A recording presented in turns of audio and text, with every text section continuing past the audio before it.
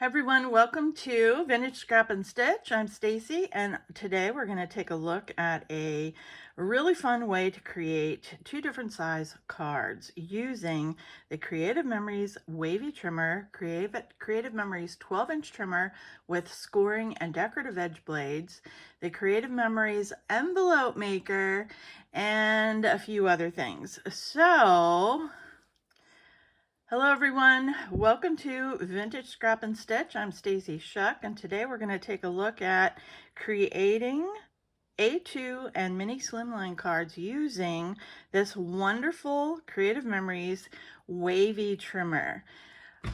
Other tools that you'll need for this craft along, if you'd like to play along, are a 12-inch trimmer, the CM 12-inch trimmer with a decorative edge blade and scoring blade, the envelope maker, which I won't be demonstrating how to use in this video, but comes in handy for creating envelopes for both size cards, adhesives, both wet and dry. Permanent bond is helpful. Scissors, and you'll see I have a curved tip pair of scissors, fine tip, our micro tip scissors are great, and then I have a larger pair of scissors as well. Whatever you normally use will be perfect. I'm also probably going to see, you're probably going to see me distressing, so I have my distressing and dauber ready, and then I have some pre-printed greetings. I'm making thank you cards, so please choose the greeting of your choice or leave them blank to create or send as note cards to complete the project. So without further ado, let's get started. First, let's take a look at a few of the cards. I don't have samples of all that we'll be creating, but let's just glance a little bit to give you a little bit of idea so that you can, so you know the direction that we're going. These are A2 standard size greeting cards, and I'll give you measurements to create these on your own here in the description and then as we are creating the cards. But for the waves themselves, you'll see that this is created on a backing. We have a decorative edge straight across, and then rather than these being individual pieces, they are straight borders or connected borders. Same with this one, just a little variation. Caution to the wind if you're going to use paper that has directional print images or greetings on them. Make sure that you are paying attention to that whenever you're placing them on the card. Another with an added embellishment, and here you see we've combined the straight connected pieces with some individual pieces and then just flipped it. So this card actually is the same card, just flipped. And that's where we're going. We're also going to show you how to create two of these at a time. So let's get into some trimmer techniques. Okay, as I mentioned a bit ago, we're going to mix our use of strips up a little bit so that we create a little bit of extra texture on our pages and just so we have some variation and some flexibility. This is also good for good information to know if you have narrow strips of cardstock scraps in addition to your larger scraps. So the first thing I like to start out with is, and this was purely by accident that I discovered this, but I like to use 3 different lengths of paper. My 12-inch, I have a 10-inch, I think this is probably more like 10.5. It was actually a pre-cut scrap. And then I have a 9-inch sheet. And these just come in handy for creating some variations. And because the trimmer is just a little bit over 12 inches long, it makes it easier to, you don't have to play with the paper quite so much or flip it quite so much. So this is the 12-inch wavy trimmer. We're going to use only the wavy part on this, for this demo, for these cards. And we need to pay attention to the track on the wavy trimmer. We're going to line our dips, I call my dips, valleys, and my hills, or my bumps, on the peak side. So lining our paper up with the edge where the blade actually cuts is what gives us the thickness between each of the shapes, and then the variation, if we cut an oblong one, that is determined by the placement. So here's a pre-cut And I apologize, this is very difficult to see because of the attachment on the blade, but here you see it's lined up with my, the paper is lined up with the track where the blade actually cuts.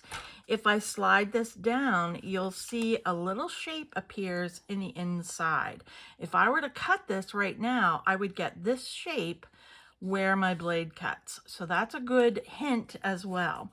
We're going to actually flip the paper, first technique, flip the paper and line it up so that my valleys, let's slide this back, my valleys are lined up with my valleys on the opposite side. So this shape that you see right here is the shape that we can actually achieve by sliding our paper in varying widths to get a consistent shape. So let's go ahead and what I'm going to do for this one is slide this in so that my blade track is visible on each of the dips. And we'll line this up. You want to try not to get a straight edge or a little pocket on your border whenever you cut it out. So this one is probably going to be connected. They may come apart, but we're going to start with our blade, and it does help to have your blade at one end or the other. And we can slide this out, and they are connected, but they are very thin connected. So that's one option. Let's turn this back again, and now you can see I'm able to create a different version because I flipped the paper over. That gave me balance, and now I can, or gave me some variation, and now I can turn it back, line my paper up with the top edge here so that it's straight. And now I'm going to slide this one in. Use your graph paper to create some different widths, or the graph on the trimmer, sorry about that. And we can see the shape that's going to form here. Let's go ahead and cut it out. This one's a little bit wider. Okay, so just by adjusting that a tad bit, you get different widths and you get the connection. Again, just, or you get some that are individually cut out and some that are connected. Next thing, let's go to the shorter. This is the 11-inch. And again, we can line this up, but this time, you see where it was cut here. This time I'm going to slide this paper up to the top edge, and you can see the shape that is here. That is a giveaway as to what we might end up with if we cut at that particular point. I'm going to slide this over. We're going to make this one a little bit wider. Remember, this is a shorter paper, so this will be shorter also, and double-sided. So let's experiment a little with one other technique by sliding this so that we have a little bit of an off shape, not a consistent shape, normal to the evenly spaced one. Let's slide this off and get an oblong. It's more like this shape versus this shape. Hope you can see those. So see how this one, the connecting point is a little bit longer, and then the major shape is a little bit longer and more narrow. Again, just a different variation. And I am lining this up using the graph on my trimmer. We're going to slide this over just a little bit more. Again, using the graph to keep it straight. And just run our blade back and forth. So this one's a wider one. We're going to slide this back up. So you're just creating different shapes and lengths and widths by adjusting the size of your paper and the distance the paper is on your trimmer blade. So see how that works? All right, another trick with the trimmer. So, and again, all of these that I've showed you so far work on the short all paper sizes. It just depends on how you cut it. So another trick that is fun, and you're going to see, this is going to create a right angle edge, and you're going to see how beneficial that is when we get to the actual placement of the pieces.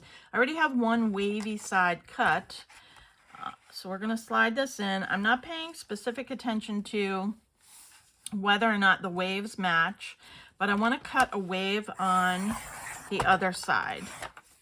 So now I have a full border, and these are fun. We all know these are fun just to use this way. But now to create some texture for my pages and a little bit of fun, I've added the decal edge blade to my trimmer, my straight trimmer here.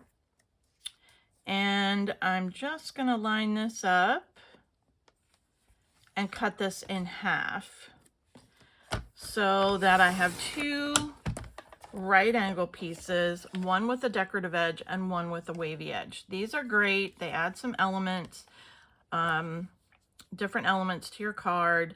So that's just a specific technique. For this demo, we will be using the decal edge. I'm actually going to use another of these to cut another for the cards.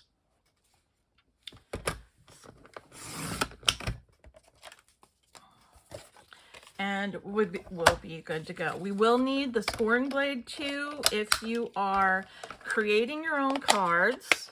That will be extremely beneficial for this, to use this trimmer. So let's talk a little bit about the card sizes. We'll be up next with that. All right, let's take a look at the different card sizes that we're going to use and give you some information on creating your own. The A2 size is the same size as is the size cards that we offer in our Creative Memories blank cards, card kits. To make these on your own, out of your own card stocks, and the CM cardstock is great for this. You want to cut for the A2 size, you want to cut an 8.5 inch by 5.5 inch piece of cardstock, and then use your scoring blade to score at 4.5 inches on the 8.5 inch side. For the mini slimline, which I apologize, I don't have a finished one done here. We'll get one finished here soon. For the mini slimline card, this is just a little bit more narrow, and it fits in a standard note card envelope or standard stationery envelope that you can get at the grocery store or drugstore, or you can create your own with the Creative Memories envelope maker as well. This card is 7 inches by 6 inches, and it is scored at the 3.5 inch line from the 7 inch side. And again, using the scoring blade for your trimmer is beneficial for cutting that scored line. All right, we're going to do 3 variations, and we're just going to get right into it here. First variation is going to be a direct to card variation. And we'll try to do both of these here so that you can see how it works on both sizes. Another fun technique is to do, that I like to do, kind of a test of my patience, is to do 2 cards at once. Normally I do 2 A2 cards together, but we're going to see if we can create, nope, it's not going to work. So let's do 2 A2 cards here together. And I think I'll pull this background away from this so that you can see, get the full effect. So I line them up, and I do like using the graph on my mat below. Oh, this is a shorter one. I have to start with a longer. That's why it's not working. So here's my 12 inch. This may work with it will work. So we can do a mini slimline and an A2 together. Again, this is direct to card. So I'm lining the bottoms up, not paying attention to the scoring lines. We're going to go ahead and put some adhesive on. And trust me, Just know that you may have to come back in with your adhesive and fill these. Doing it this way, because of the gap in the center, you may end up with pieces of or areas that do not get adhesive. So keep that extra adhesive on hand so that you can come back in and fill that up. All right, so we have first one done. We're going to try to make this one easy. Double-sided paper is usually beneficial because you have that flexibility in design. And you can do this a couple different ways. You can lay this out so that the pieces match in this way, or you can create a puzzle, so to speak, lining up the ends and then filling in with the different shapes as you go along. Either way, it doesn't matter. It does get a little bit tricky depending on how you've cut your pieces. For example, this one is going to be a little bit off-centered. So sometimes it's more beneficial to use the solid pieces or the pieced pieces to create it and go row by row. Notice that the end on this one doesn't extend the whole way to the page, so you have a choice. You can build this with individual pieces, or you can just fill in with covering that up with an embellishment, or filling in with another line or another spot here. And I think this is what I'm going to do here. Do save the end pieces, because you will see that you'll be filling in spots at the end for things that are not the full length. And on this one, you'll see my tip is starting to fray out here a little bit. And this is from my regular stash of paper. I have a lot of customers that use paper other than Creative Memories, so I demonstrate with both, and have become very accustomed to broadening that horizon. So here's another one. We can hand piece that in.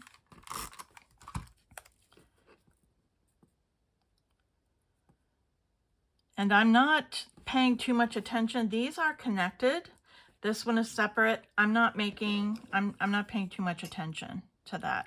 Now my other piece fits here.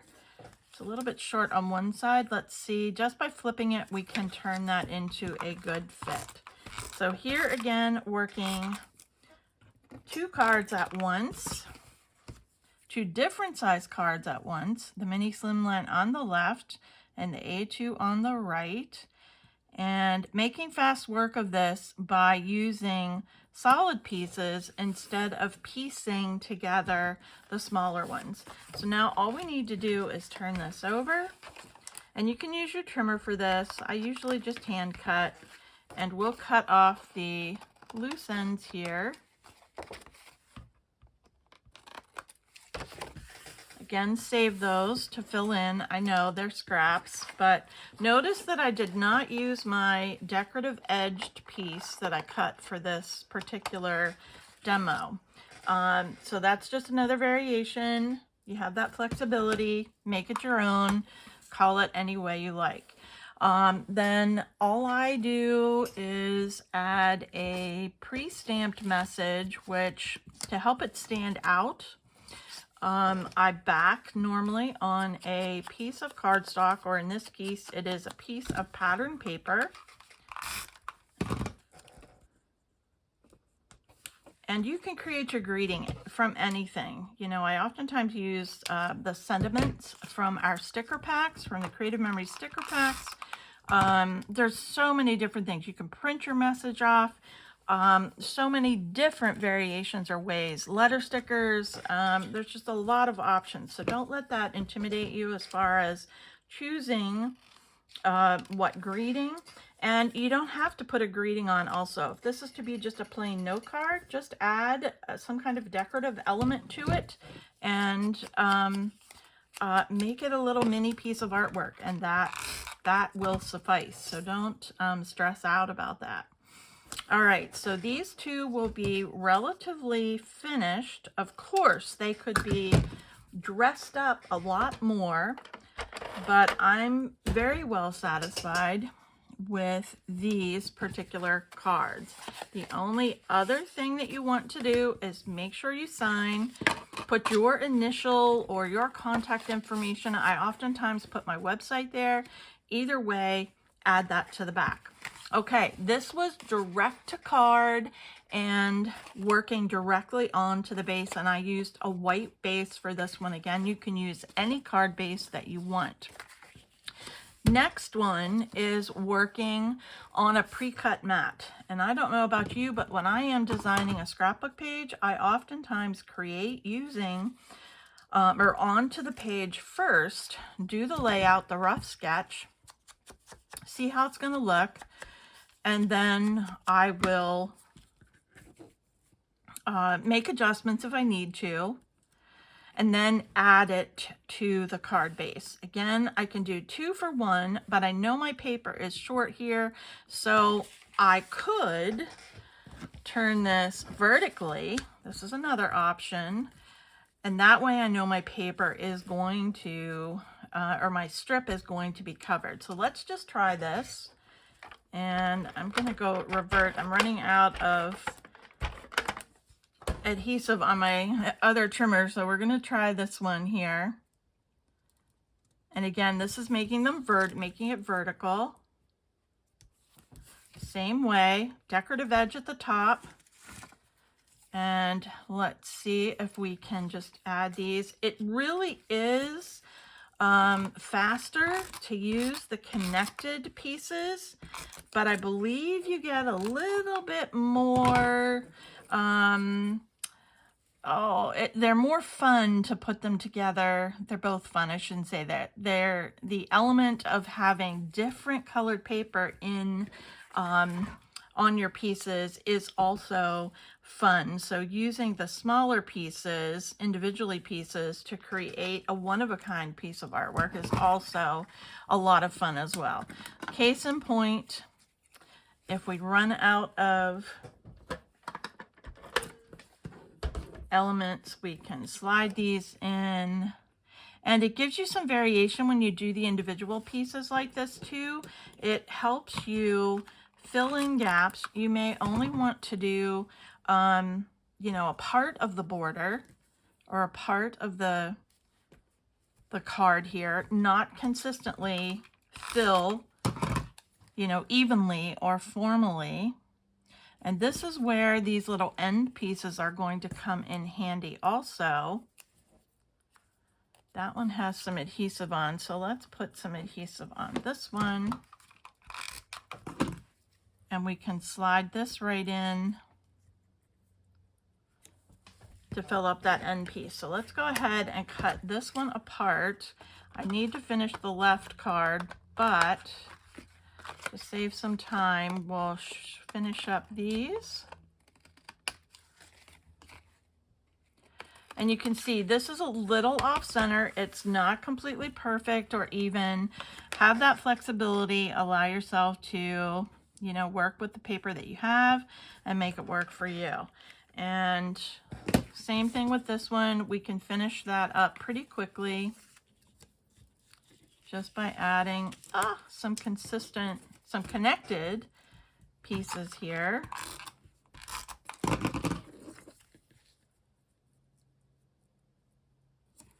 And even though they were created together, their appearance is completely different. You can see that.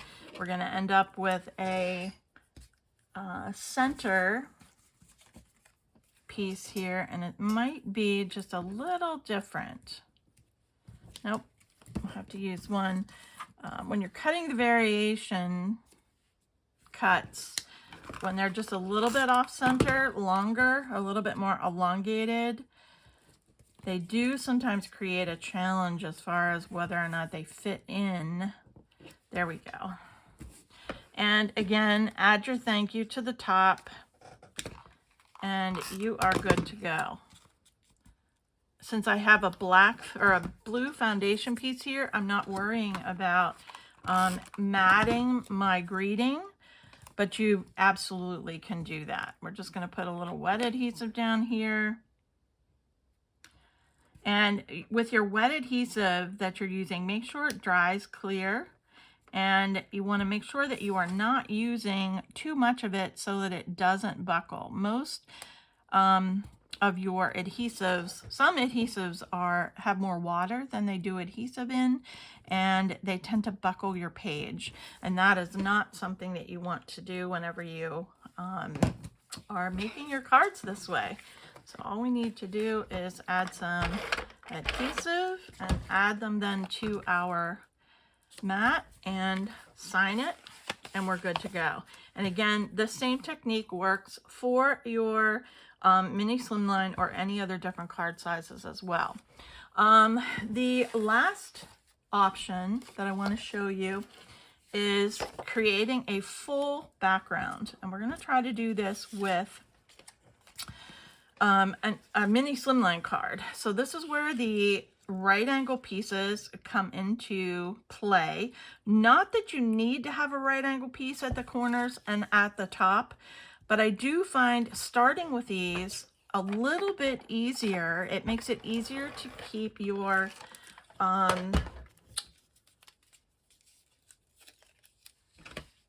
positioning in line. Keep it straight if you want it to keep it straight. You definitely do this on the angle. No problem with that.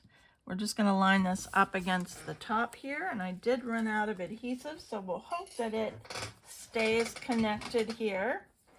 And then we'll put another piece at the bottom.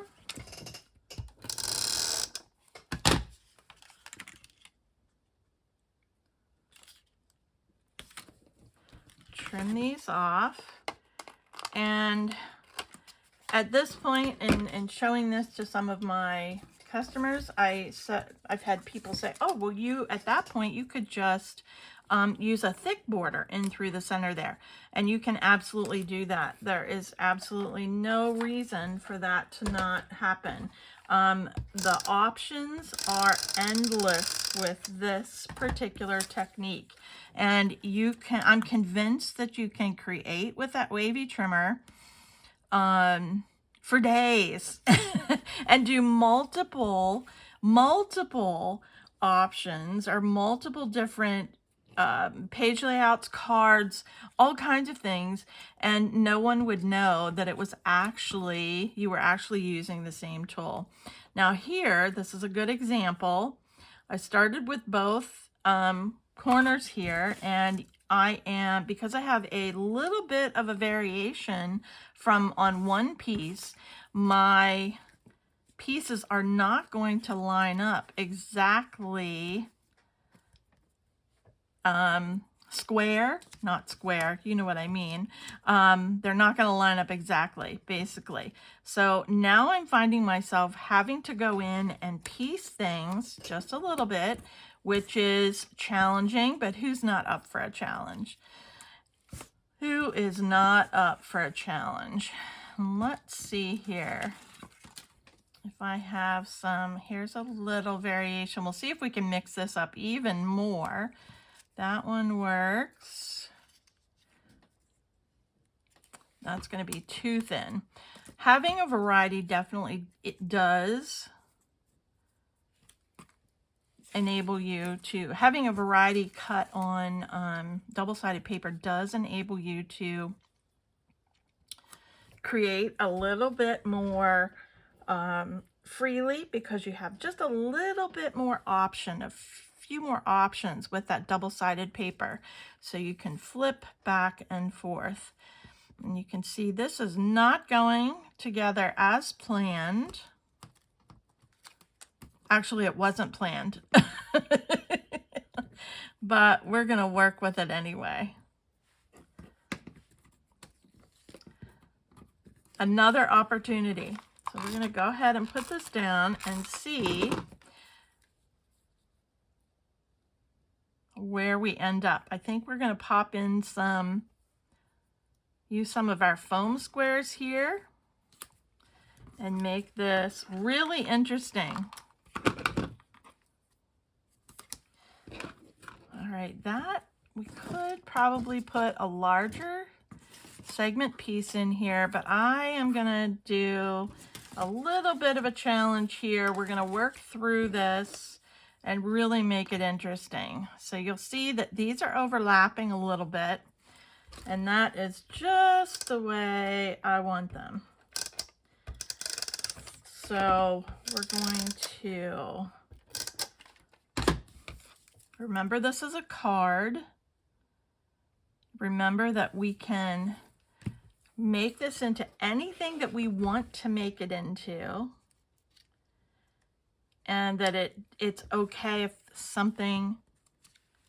something new that someone else hasn't done.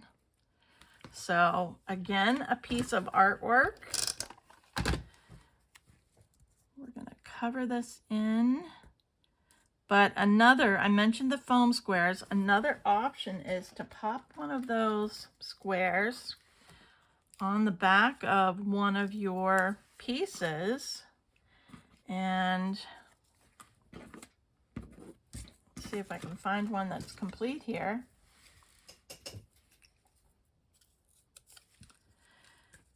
Give some 3D effect to that. Okay. May not be a really good example of creating a background, but that's basically what we're doing. We're creating a full-fledged background here, and then you can add any elements that you want to it to switch it up, or to just put a thank you on it. That's all that you need. Let's trim this up here though and see what it looks like. And this might be an element or a spot that you would put,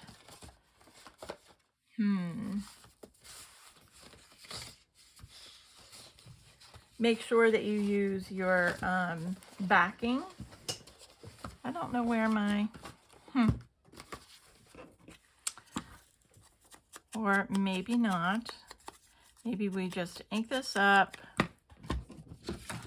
add it to a piece of cardstock.